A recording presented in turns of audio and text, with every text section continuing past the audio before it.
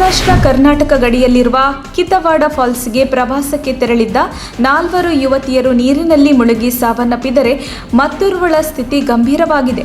ಬಾಶಿಬಾನ್ ಮದರಸ ಶಾಲೆಯಲ್ಲಿ ಓದುತ್ತಿದ್ದ 40 ಯುವತಿಯರ ತಂಡ ಕಿತ್ವಾಡ್ ಅಣೆಕಟ್ಟು ಮತ್ತು ಜಲಪಾತ ವೀಕ್ಷಣೆಗೆ ತೆರಳಿತ್ತು. ಈ ವೇಳೆ ಜಲಪಾತದಲ್ಲಿ ಸೆಲ್ಫಿ ತೆಗೆದುಕೊಳ್ಳಲು ಯುವತಿಯರ ತಂಡ ಮುಂದಾಗಿದ್ದು, ಈ ವೇಳೆ 5 ಯುವತಿಯರು ಕಾಲು ಜಾರಿ ಫಾಲ್ಸ್ಗೆ ಬಿದ್ದಿದ್ದಾರೆ. ಗದಡ ಪೊಲೀಸ್ ಠಾಣೆಯಲ್ಲಿ ಪ್ರಕರಣ ದಾಖಲಾಗಿದೆ. ವಿದ್ಯಾರ್ಥಿನಿಯರಿಗೆ ಖಾಸಗಿ ಅಂಗ ತೋರಿಸಿ ಕಿರುಕುಳ ನೀಡುತ್ತಿದ್ದ ಆರೋಪದ ಮೇರೆಗೆ ವ್ಯಕ್ತಿಯೋರ್ವನನ್ನು ಗ್ರಾಮಸ್ಥರು ಕಂಬಕ್ಕೆ ಕಟ್ಟಿ ಥಳಿಸಿದ ಘಟನೆ ಚಿಕ್ಕಮಗಳೂರು ಸಕ್ಕರಾಯಪಟ್ಟಣದಲ್ಲಿ ನಡೆದಿದೆ. ಆರೋಪಿ ರಾಜಪ್ಪ ವಿರುದ್ಧ ಪೊಲೀಸ್ ಠಾಣೆಯಲ್ಲಿ ಪೋಕ್ಸೋ ಕಾಯ್ದೆ ಮತ್ತು ಇತರ ಸೆಕ್ಷನ್ಗಳ ಅಡಿಯಲ್ಲಿ ಪ್ರಕರಣ ದಾಖಲಿಸಲಾಗಿದೆ. ಶಾಲೆಯಿಂದ ಶಿಕ್ಷಕರನ್ನು ಕರೆದುಕೊಂಡು ಬರುತ್ತಿದ್ದ ರಾಜಪ್ಪ ಅದೇ ಶಾಲೆಯ ವಿದ್ಯಾರ್ಥಿನಿಯರಿಗೆ ಖಾಸಗಿ ಅಂಗ ತೋರಿಸಿ ಅವರೊಂದಿಗೆ ಅನುಚಿತವಾಗಿ ವರ್ತಿಸಿ ವಿಕೃತ ಆನಂದ ಪಡೆಯುತ್ತಿದ್ದ. ಈ ಕುರಿತು ವಿದ್ಯಾರ್ಥಿನಿಯರು ಗ್ರಾಮದ ಹಿರಿಯರಿಗೆ ಮಾಹಿತಿ ನೀಡಿದ್ದಾರೆ.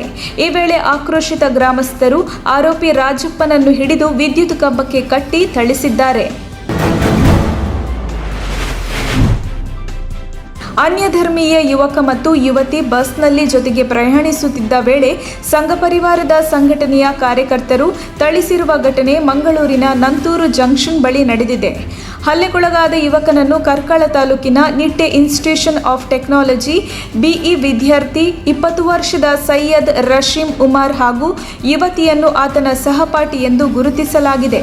ಬಸ್ಸಿನಲ್ಲಿ ಪ್ರಯಾಣಿಸುತ್ತಿದ್ದ ವೇಳೆ ಇಬ್ಬರ ಬಳಿ ಬಂದ 3 ವ್ಯಕ್ತಿಗಳು ಯುವಕನ ಐಡಿ ಕಾರ್ಡ್ ತೋರಿಸುವಂತೆ ತಿಳಿಸಿದ್ದಾರೆ. ಐಡಿ ಕಾರ್ಡ್ ತೋರಿಸುತ್ತಿದ್ದಂತೆಯೇ ಯುವಕನನ್ನು ಬಸ್ಸಿನಿಂದ ಹೊರಗೆ ಎಳೆದು ತಂದು ಹಲ್ಲೆ ನಡೆಸಿದ್ದಾರೆಂದು ತಿಳಿದು ಬಂದಿದೆ. ಶ್ರದ್ಧಾ ವಾಕರ್ ಹತ್ಯೆ ಪ್ರಕರಣದ ಆರೋಪಿ ಅಫ್ತಾಬ್ ಪೂನಾವಾಲಾಗೆ ಕೋರ್ಟ್ 14 ದಿನಗಳ ನ್ಯಾಯಾಂಗ ಬಂಧನ ವಿಧಿಸಿದೆ. ಆರೋಪಿ ಅಫ್ತಾಬ್ ತನ್ನ ಅಪರಾಧವನ್ನ ಪೊಲೀಸರ ಮುಂದೆ ಒಪ್ಪಿಕೊಂಡಿದ್ದರೂ ನ್ಯಾಯಾಲಯದಲ್ಲಿ ಅಫ್ತಾಬ್ ತಪ್ಪಿತಸ್ಥನೆಂದು ಸಾಬೀತುಪಡಿಸಲು ದೆಹಲಿ ಪೊಲೀಸರಿಗೆ ಅಂತಹ ಪುರಾವೆಗಳು ಇನ್ನೂ ಸಿಕ್ಕಿಲ್ಲ. ಶ್ರದ್ಧಾ ಹತ್ಯೆಗೆ ಬಳಸಿದ ಶಸ್ತ್ರಾಸ್ತ್ರಗಳಿಗೆ ಅಫ್ತಾಬ್ ಉಲ್ಲೇಖಿಸಿರುವ ಸ್ಥಳಗಳಲ್ಲಿ ಪೊಲೀಸರು ಶೋಧ ಕಾರ್ಯಾಚರಣೆಯನ್ನು ನಡೆಸಿದರು. ಆದರೆ ಇನ್ನೂ ಹೆಚ್ಚಿನ ನಿಖರವಾದ ಪುರಾವೆಗಳು ಸಿಗಲಿಲ್ಲ. ಖ್ಯಾತ ಯೋಗ ಗುರು ಬಾಬಾ ರಾಮದೇವ್ ಮಹಿಳೆಯರು ಬಟ್ಟೆ ಧರಿಸದಿದ್ದರೂ ಚೆನ್ನಾಗಿ ಕಾಣುತ್ತಾರೆ ಎಂದು ಮಹಿಳೆಯರ ಆಕ್ರೋಶಕ್ಕೆ ಗುರಿಯಾಗಿದ್ದಾರೆ. ಯೋಗದ ನಂತರ ಮಹಿಳೆಯರು ಯೋಗದ ಡ್ರೆಸ್ನಲ್ಲೇ ಕಾರ್ಯಕ್ರಮದಲ್ಲಿ ಪಾಲ್ಗೊಂಡಿದ್ದರು. ಈ ಹಿನ್ನೆಲೆಯಲ್ಲಿ ರಾಮದೇವ್ ಮಹಿಳೆಯರು ಸೀರೆಯಲ್ಲಿ ಚೆನ್ನಾಗಿ ಕಾಣುತ್ತಾರೆ, ಸಲ್ವಾರ್ ಸೂಟ್ನಲ್ಲೂ ಚೆನ್ನಾಗಿ ಕಾಣುತ್ತಾರೆ, ನನ್ನ ದೃಷ್ಟಿಯಲ್ಲಿ ಅವರು ಏನು ಧರಿಸದಿದ್ದರೂ ಚೆನ್ನಾಗಿಯೇ ಕಾಣುತ್ತಾರೆ ಎಂದಿದ್ದಾರೆ. ರಾಮದೇವ್ ಅವರ ಈ ಹೇಳಿಕೆಯನ್ನು ಸಾಮಾಜಿಕ ಜಾಲತಾಣಗಳಲ್ಲಿ ವ್ಯಾಪಕವಾಗಿ ಟ್ರೋಲ್ ಮಾಡಲಾಗುತ್ತಿದೆ. ರೋಗಿಯನ್ನು ಆಸ್ಪತ್ರೆಗೆ ಕರೆದೊಯ್ಯುತ್ತಿದ್ದ ವೇಳೆ ಆಂಬ್ಯುಲೆನ್ಸ್ನಲ್ಲಿ ಡೀಸೆಲ್ ಖಾಲಿಯಾಗಿ ದಾರಿ ಮಧ್ಯೆ ರೋಗಿ ಮೃತಪಟ್ಟ ಘಟನೆ ನಡೆದಿದೆ. ಬಾನಸ್ವಾರ್ ಜಿಲ್ಲೆಯ ದಾನ್ಪುರ್ನಲ್ಲಿ ಯೋಗಿಯೊಬ್ಬರು ಪ್ರಜ್ಞಾಹೀನ ಸ್ಥಿತಿಯಲ್ಲಿದ್ದರು. ಈ ವೇಳೆ 108 ಆಂಬ್ಯುಲೆನ್ಸ್ ರೋಗಿಯನ್ನು ಕರೆದುಕೊಂಡು ಹೊರಟಿತ್ತು. ದಾರಿ ಮಧ್ಯೆ ಡೀಸೆಲ್ ಖಾಲಿಯಾಗಿ ನಿಂತಿದೆ. ತಕ್ಷಣ ರೋಗಿಯ ಸಂಬಂಧಿಕರು ಆಂಬ್ಯುಲೆನ್ಸ್ ಅನ್ನು ತಳ್ಳಿಕೊಂಡು ಹೊರಟಿದ್ದಾರೆ. ಈ ಮಧ್ಯೆ ರೋಗಿ ಮೃತಪಟ್ಟಿದ್ದಾನೆ. ಇದೀಗ ಡೀಸೆಲ್ ಖಾಲಿಯಾಗಿ ಸಾರ್ವಜನಿಕರು ತಳ್ಳಿಕೊಂಡು ಹೋಗುತ್ತಿರುವ 108 ಆಂಬ್ಯುಲೆನ್ಸ್ನ ದೃಶ್ಯ ಸಾಮಾಜಿಕ ಜಾಲತಾಣಗಳಲ್ಲಿ ಹರಿದಾಡುತ್ತಿದೆ. ರೈತನೊಬ್ಬ ಜ್ಯೋತಿಷಿಯ ಸಲಹೆ ಮೇರೆಗೆ ಕೊಳಕು ಮಂಡಲ ಹಾವಿನಿಂದ ನಾಲಿಗೆಯನ್ನು ಕಚ್ಚಿಸಿಕೊಂಡ ಘಟನೆ ತಮಿಳುನಾಡಿನ ಈರೋಡ್ನಲ್ಲಿ ನಡೆದಿದೆ. ಕಾಪಿಚೆಟ್ಟಿಪಾಳ್ಯಂ ನಿವಾಸಿ 54 ವರ್ಷದ ರಾಜ ಎಂಬಾತನಿಗೆ ಆಗಾಗ ಹಾವು ಕಚ್ಚುವ ಕನಸು ಬೀಳುತ್ತಿತ್ತು. ಇದರಿಂದಾಗಿ ರಾಜ ಜ್ಯೋತಿಷಿಯನ್ನು ಸಂಪರ್ಕಿಸಿದ್ದಾನೆ. ಜ್ಯೋತಿಷಿಗಳ ಸಲಹೆಯ ಮೇರೆಗೆ ರಾಜ ದೇವಸ್ಥಾನಕ್ಕೆ ಹೋಗಿ ವಿಧಿವಿಧಾನಗಳನ್ನು ನೆರವೇರಿಸಿದ್ದಾನೆ. ಅದಾದ ಬಳಿಕ ರಾಜ ಕೊಳಕು ಮಂಡಲದ ಮುಂದೆ 3 ಬಾರಿ ನಾಲಿಗೆಯನ್ನು ಚಾಚಿದ್ದಾನೆ. ಈ ವೇಳೆ ಆ ಹಾವು ರಾಜನ ನಾಲಿಗೆಯನ್ನು ಕಚ್ಚಿದೆ. ರಾಜನಿಗೆ ಹಾವು ಕಚ್ಚಿದ್ದನ್ನು ಕಂಡ ದೇವಸ್ಥಾನದ ಅರ್ಚಕರು ಕೂಡಲೇ ಆತನನ್ನು ಈರೋಡ್ ಮಣಿಯನ್ ವೈದ್ಯಕೀಯ ಕೇಂದ್ರಕ್ಕೆ ದಾಖಲಿಸಿದ್ದಾರೆ. ಅಲ್ಲಿ ರಾಜನ ನಾಲಿಗೆಯನ್ನು ತುಂಡರಿಸಿ ಹೆಚ್ಚಿನ ಚಿಕಿತ್ಸೆ ನೀಡಲಾಗುತ್ತಿದೆ.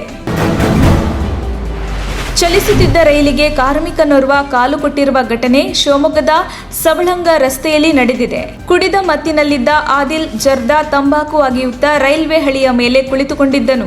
ಈ ವೇಳೆ ರೈಲು ಬರುತ್ತಿದ್ದರೂ ಮದ್ಯದ ನಶೆಯಲ್ಲಿ ತೇಲುತ್ತಿದ್ದ ಯುವಕ ಎಲ್ಲೂ ಜಗ್ಗದೆ ಹಳಿಯ ಮೇಲೆ ಕುಳಿತಿದ್ದ. ಇದರಿಂದ ರೈಲು ಆತನ ಕಾಲಿನ ಮೇಲೆ ಚಲಿಸಿದೆ. ಪರಿಣಾಮ ಆದಿಲ್ ಕಾಲು ತುಂಡಾಗಿದೆ. ಕಾಲು ತುಂಡಾದರೂ ಸಹ ಮೈ ಮೇಲೆ ಪ್ರಜ್ಞೆಯೇ ಇಲ್ಲದೆ ಆದಿಲ್ ಕುಳಿತಿದ್ದನು. ನಂತರ ಸ್ಥಳೀಯರು ಆಸ್ಪತ್ರೆಗೆ ಸಾಗಿಸಿದ್ದಾರೆ.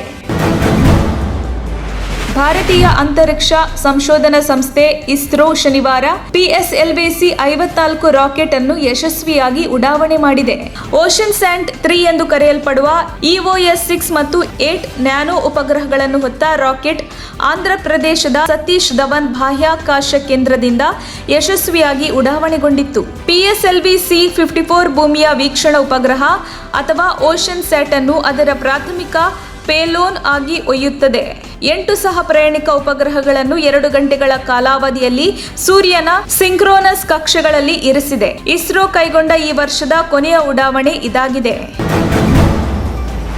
ಕೆಲಸದ ವೀಸಾ ಇಲ್ಲದೆ ಉಪನಗರ ದಹಿಸರ್ನಲ್ಲಿ ಬಾಲಿವುಡ್ ಚಲನಚಿತ್ರದ ಚಿತ್ರೀಕರಣದಲ್ಲಿ ಭಾಗವಹಿಸಿದ್ದ ಆರೋಪದಲ್ಲಿ ಪೊಲೀಸರು 10 ಮಹಿಳೆಯರು ಸೇರಿದಂತೆ 17 ವಿದೇಶಿ ಪ್ರಜೆಗಳ ವಿರುದ್ಧ ಪ್ರಕರಣ ದಾಖಲಿಸಿದ ಘಟನೆ ಮುಂಬೈನಲ್ಲಿ ನಡೆದಿದೆ. ಶುಕ್ರವಾರ ತಡರಾತ್ರಿ ಪ್ರಕರಣ ದಾಖಲಾಗಿದ್ದು ಹಲವಾರು ವಿದೇಶಿಗರು ಚಲನಚಿತ್ರದ ಚಿತ್ರೀಕರಣದಲ್ಲಿ ಭಾಗವಹಿಸಿರುವುದು ಕಂಡುಬಂದಿದೆ. ನಾವು ಅವರೆಲ್ಲರ ದಾಖಲೆಗಳನ್ನು ಪರಿಶೀಲಿಸಿದ್ದೇವೆ ಮತ್ತು ಅವರಲ್ಲಿ ಕೆಲವರು ಸರಿಯಾದ ವೀಸಾ ಇಲ್ಲದೆ ಕಾನೂನು ಬಾಹಿರವಾಗಿ ಕೆಲಸ ಮಾಡುತ್ತಿರುವುದು ಕಂಡುಬಂದಿದೆ ಎಂದು ದಹಿಸರ್ ಪೊಲೀಸ್ ಠಾಣೆಯ ಹಿರಿಯ ಇನ್ಸ್ಪೆಕ್ಟರ್ ಪ್ರವೀಣ್ ಪಾಟೀಲ್ ಹೇಳಿದ್ದಾರೆ.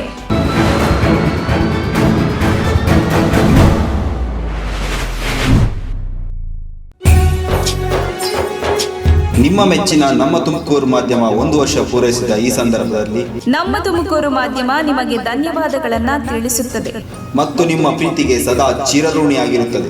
ನೀವು ನಮ್ಮ ಮೇಲೆ ಇಟ್ಟ ನಂಬಿಕೆಯನ್ನು ಉಳಿಸುವ ಪ್ರಾಮಾಣಿಕ ಪ್ರಯತ್ನವನ್ನ ನಮ್ಮ ತಂಡ ಖಂಡಿತವಾಗಿಯೂ ಮಾಡುತ್ತದೆ. ಗೆಲುವಿನ ಹಾದಿಯಲ್ಲಿ ಸದಾ ನಮ್ಮ ಜೊತೆಯಾಗಿರಿ. ನಮ್ಮ ಚಾನೆಲ್ ಅನ್ನು ಸಬ್ಸ್ಕ್ರೈಬ್ ಮಾಡಿ.